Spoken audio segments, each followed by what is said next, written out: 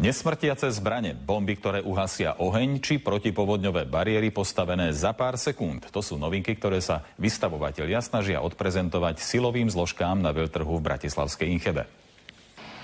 60 vystavovateľov na jednom mieste a každý chce zaujať najmä hasičov, záchranárov a policajtov. Niektorí nás presvedčili, že aj malá červená bomba dokáže uhasiť oheň jednou ranou. Bombu odporúčajú aj do bytu, ak vám začne horieť oheň, ju aktivuje a výbuch všetko uhasí.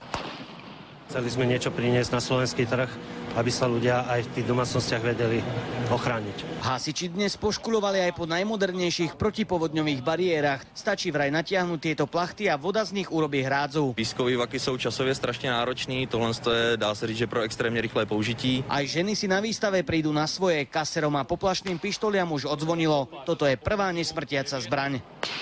Aby sme dokázali zastaviť útok, ale pritom potenciálneho páchateľa nezabiť. Netreba na ňu zbrojný preukaz. Výťažok z čili papričiek paralizuje agresora na niekoľko minút. Dovtedy môžete zavolať políciu. Našli sme aj novinky pre policajných veliteľov. Tento vystavovateľ im prezentuje GPS lokátory pre prípad, že by potrebovali zmapovať niekoľkohektárový terén. Malá skrinka informuje veliteľa, ktoré miesta zabudli preskúmať. Prípadne, kde niekto sešel z cesty, koho postrádáte. Veľtrh policajnej záchranárskej a hasičskej techniky je otvorený do piatku. Otázkou ostáva, ktoré z týchto noviniek uvidíme na našich cestách či uliciach. Braňo Tomaga, televízia Markíza.